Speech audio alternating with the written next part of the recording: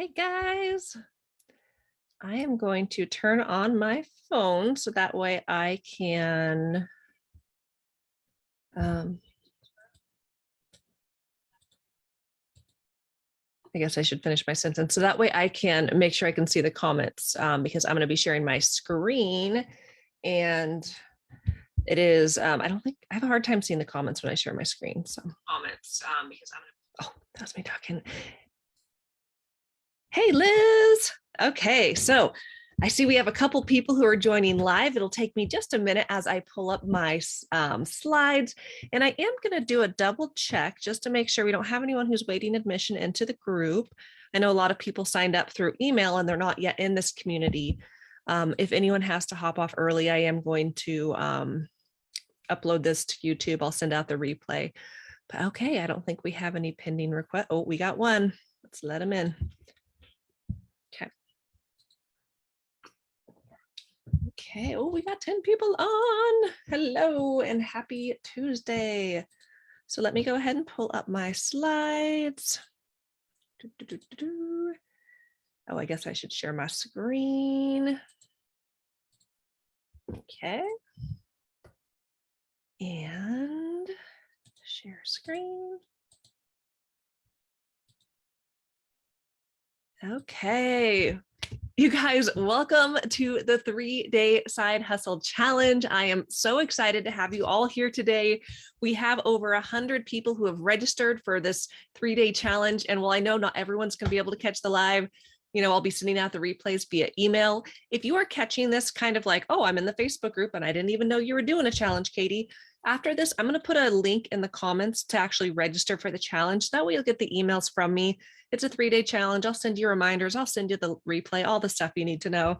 So go ahead and let me know if you're watching live. Let me know who's here, where you're coming from. I see Trisha is here. I see Diana is here. Thank you guys so much for joining. So let's talk a little bit more about the 3-day challenge. So I'm going to be coming live in this group today, tomorrow, and the next day. The next 3 days at the same time, 5:30 my time, 8:30 Eastern time. So each day we're going to have a short video, 15 to 30 minutes. I feel like I get excited and maybe it's closer to 20 to 30 minutes. Today will probably be the shortest one. And after each video is a simple assignment. Now, in order to stay entered into the challenge, so to be an active participant, you do have to watch the video every day and answer the daily question in the comment section. And at the end, I'll share with you guys what that question is for today. You can watch it live or on the replay. And those of you who finish the challenge, meaning you watch all 3 days, by, I think the deadline's going to be, the deadline's going to be this Friday at noon. Then you'll be entered into a drawing to win my Beyond the 9 to 5 coaching course. So, I know each and every one of you signed up because you want to start your side hustle, right? But I also know life can happen. Things can get busy. You signed up for this program, you're all excited and motivated. It's the beginning of a new year, but then life happens, right? You get off work and you are exhausted. Your kids are being extra needy. You just have all these things that happen. And sure enough, this is one more thing that kind of goes on the shelf of, an idea you had, but it just didn't come to fruition. So I add this little incentive of this drawing because I hope it's that carrot at the end of the stick of you guys are like, oh, I hope I win. So I hope that you do the challenge for yourselves because I know you'll get so much out of it. But again, I love to provide that little incentive to help you go through it. And I will say when you watch the videos and comment, you just have to watch all the videos and comment by Friday at noon. So if you find this challenge on Friday morning, you can binge watch them. They're not that long. It's like you can have it knocked out in 80 minutes and, still be entered into the challenge. So let's see, we have Melissa from New York, Becca from Milwaukee. We have Janice from New York, Katie from North Dakota, Allie from Rhode Island. Awesome. Well, welcome everyone. I'm very excited to have you all here today. So let's talk about our schedule for the next 3 days. Today, we're going to be talking about the mindset to start. So all we're going to be talking about today is mindset because it is so, so, so important. Tomorrow, we're going to talk about all of the possibilities of things that you can do for your dietitian side hustle. Day 3, we're going to talk about going all in. So this challenge is meant to be short and actionable. Get your mindset right, figure out what you want to do. Now make a plan and go do it. So a little bit about me, for those of you who don't know me, my name is Katie and I run this Facebook community. I am the host of the Dietitian Side Hustle podcast. I'm pretty active on the Dietitian Side Hustle Instagram page. I have been a dietitian for over 13 years. I have been a side hustler for gosh, just about 7 years, I believe. And I am now a full-time entrepreneur. I quit my job at the end of last year and am in my 4th week of being a full-time entrepreneur. And I got to tell you guys, I love every single moment of it. It is quite amazing. I'm a blogger, I'm a speaker, I'm a mentor, and I'm a leader within the field. I will be talking throughout this challenge a little bit more about my blog side hustle. It's primarily through my blog, The Geriatric Dietitian. So let's dive into the mindset to start. Oh, hey, Beth from Arizona. So glad you can make it. So today's agenda, we are going to be talking about financial freedom, time freedom, mindset, expectations, and then next steps. So let's just dive right in, guys. So you guys, this is why I love the side hustle. It can open up so many opportunities for us as dietitians, one of those being financial freedom. Now, financial freedom is where you live a lifestyle where you don't have to worry about money. And how many of us, we have this vision of, I'm going to become a dietitian, I'm going to make all this money, and life is going to be great. And then we get here and it's like, wow, adulting is hard. We have student loans, car loans, we have children, some of us, and we're like, man, I didn't know how expensive these guys would be. Like, daycare is ridiculous. So even though you are making money as a professional, it still feels like we're in college, right? Living paycheck to paycheck. And so financial freedom is actually having the money where you don't have to stress as much about it because, you know, you have a lifestyle where you don't have to worry about money anymore. It's a lifestyle where money is always coming in. And ideally, this is one where you are not exclusively trading time for money. So how do we get to financial freedom? Well, there's 2 ways to get there. Number one, you could work more hours. I mean, that just kind of makes sense, right? We have our full-time job. We can get a part-time job. We could, have multiple types of side hustles. We could always work more hours to make more money, but we can also figure out the time game. So let me talk to you guys about this a little bit. So I want to ask a question to you guys and ask which is more valuable, time or money? Now, I'm going to give you what I think the answer is, but I will say this is really a personal question for each and every one of us. But for me, the bigger thing is what is more replenishable, time or money? Time is something that we cannot get back. Money is something that we continue to make. If you have a traditional job, every 2 weeks, you get money deposited into your paycheck, but that time in those past 2 weeks, you do not get back.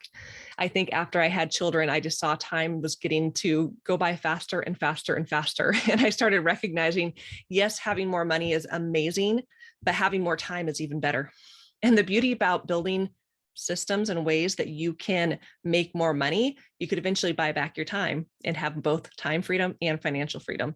So let me talk to you guys a little bit about, and I see Melissa says time, 100%. Yeah, I totally agree. So let's talk a little bit about time freedom, because to me, this one's a little bit more important than just having financial freedom.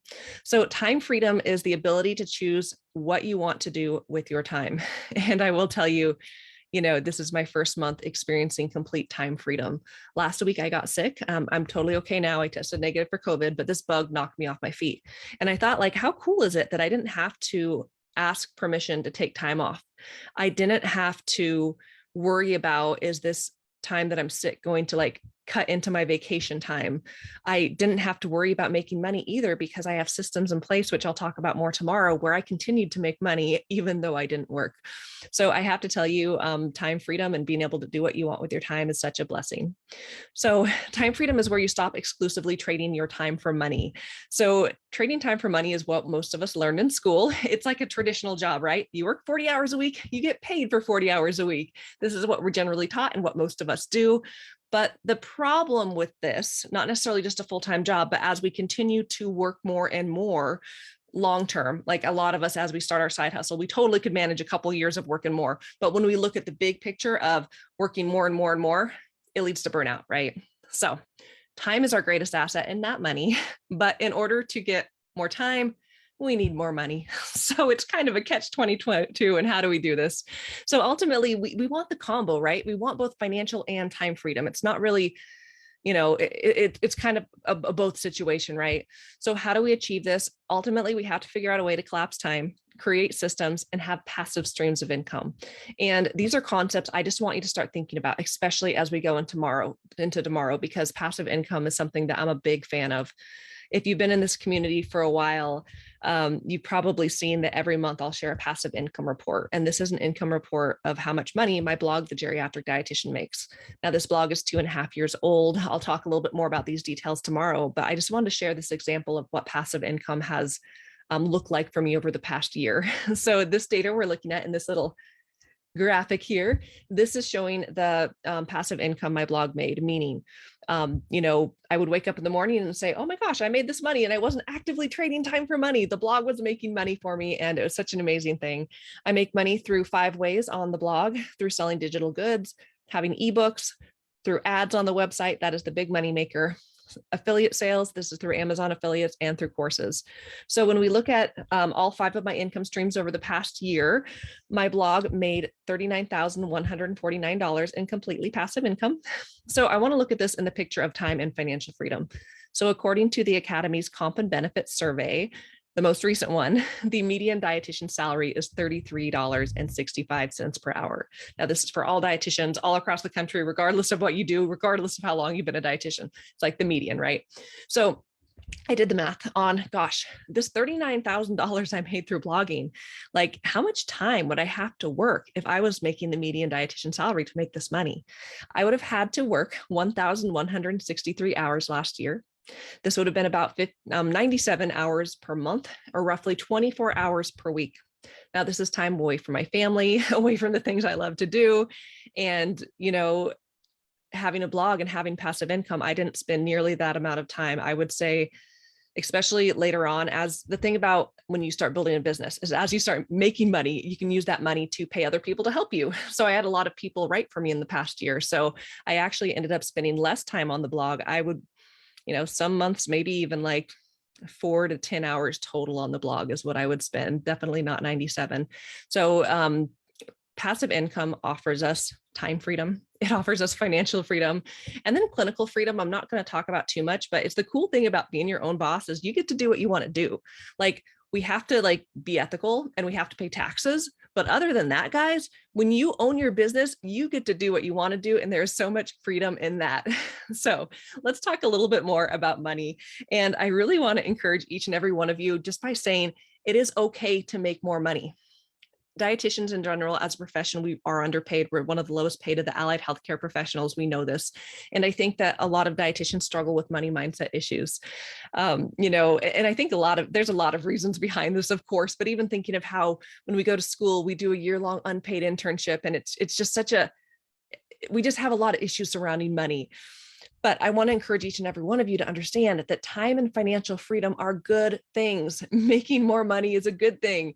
As I've made more money in my business, I've been able to pay other dietitians to write. I'm going to be starting a scholarship in this coming year. I was planning to start it last year, but life got crazy. And I also do a bunch of fun giveaways. Sometimes I'll come in the group and the Facebook group and I'll, give away coffee cards or buy things for people in the group. I buy things for people in my programs. So that's one of the cool things about having money. And ultimately, good people do good things with money. So it is okay if you make more money. It's probably definitely is a good thing. And the other thing I want to mention is that you totally can make money online without seeing patients. We live in a whole new world, and it is amazing how many people we could reach and how much impact that we can make online without seeing humans. So let's talk even deeper about mindset. One of my business coaches, he said this a couple of years ago. It just really stood out to me. He said, with everything in life, it's 80% psychology, 20% mechanics. Now, what does that even mean? 20% mechanics is the thing. So if you're a dietitian, it's providing care, right? It's doing the thing. 80% is your mindset. It's your belief that you could actually do the thing and do it well. And I will tell you, the longer I've been in this game, the more I've realized that it's like 99% mindset, 1% work. I will tell you, it has been my mindset that has led me in 2019 to be making $7,000 in my side hustle, to 2020 to be making $33,000 in my side hustle, to 2021 making $150,000 in my side hustle, to now 2022 being a full-time entrepreneur. Did I work hard that whole time? Yes. The amount of time I work, probably in some way, it depends. I worked less in different ways. I worked more in investing in myself and spending time developing myself professionally, but less time doing like the grunt work, the writing, the things I was doing before. I just kind of shifted how I used my time, but it was all my mindset that led me to get there. So I want to encourage each and every one of you over the next 3 days to work on removing your limiting beliefs. Now, each and every one of us have limiting beliefs. It could be, the imposter syndrome of who the heck do I think I am? There's other people in this niche who are probably way better than me. So who am I to do this? I see them having success, but there's no way that would work for me. I couldn't possibly charge that much money. People wouldn't actually pay me to do this. We all have these limiting beliefs in our mind of what we can do or can't do. We think I'm not good enough at tech. I'm not good enough at writing.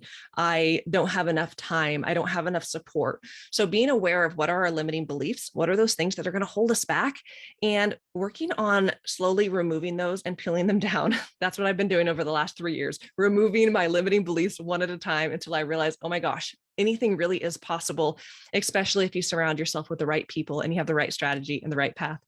Now, I will say with limiting beliefs, there are ones that are conscious and unconscious. And that's why I'm encouraging you guys to really reflect on what your limiting beliefs might be. Some of them, it's like, well, of course, this is one I have, but sometimes they're really subtle and low key, and we don't even realize that we have them. Sometimes we find out our limiting beliefs by asking other people. Like they'll tell us real quick about how we perceive ourselves or how we say things in a way that's maybe less than. So there's a really good book by Napoleon Hill called Outwitting the Devil. It's a really weird name it's kind of a weird book, but it's really, really good. It was written like almost 100 years ago by Napoleon Hill. And he said in this book, your only limitation is the one which you set up in your own mind. Now, digging deeper into this is a quote I've heard quite a bit. It's kind of cheesy, but it's kind of one of my favorite quotes.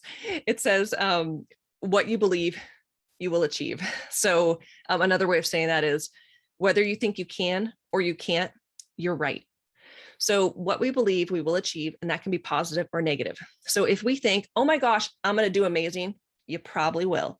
Maybe it'll take longer than you thought. Maybe you have to pivot and do things differently, but you will probably have success if you really believe you will. If you go into something thinking, well, I'll give it a shot, but this probably isn't going to work out, it's probably going to be like the last time I tried something new, then you're probably going to be right too.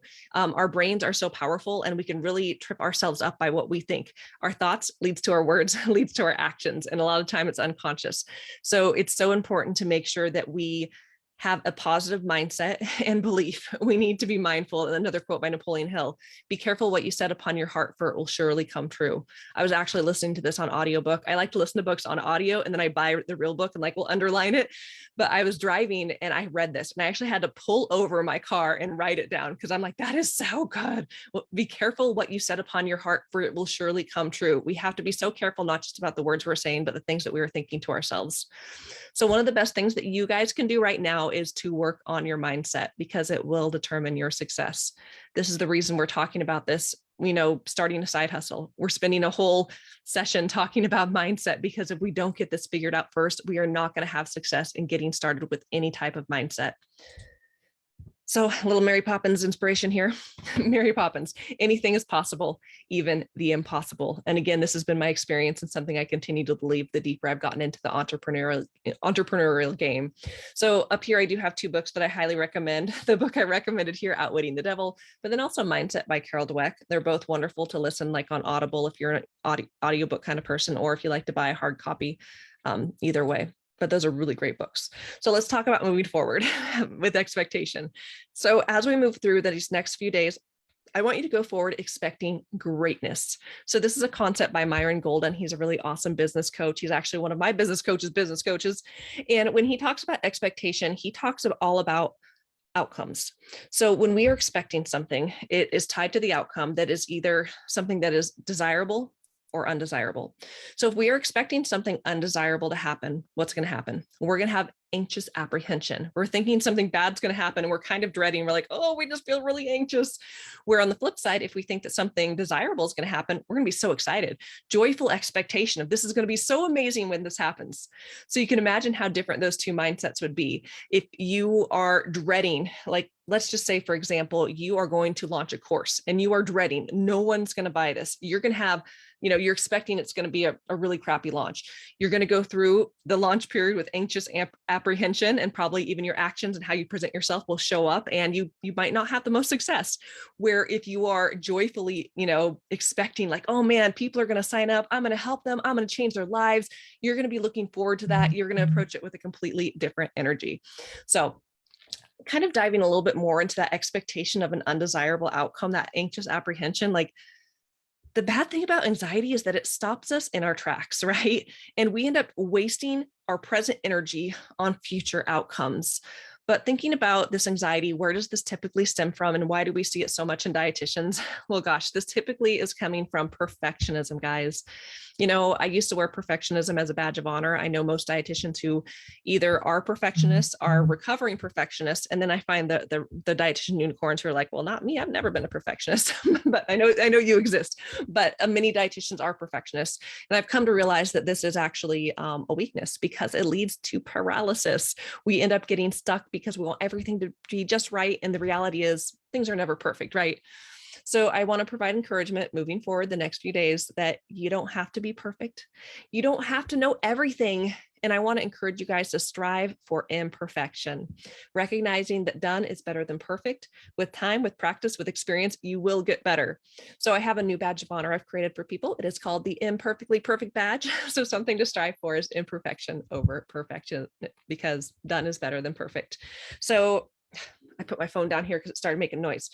But then I realized I can't see your comments. So I want to know, with those of you who are watching, like, who's with me for giving up perfectionism to starting to embrace being imperfect, recognizing that we don't have to be perfect. We don't have to know everything, and we are good enough just the way we are. So let me know if that is you. You can comment me, you can comment imperfect, and definitely a mindset to take as we move forward.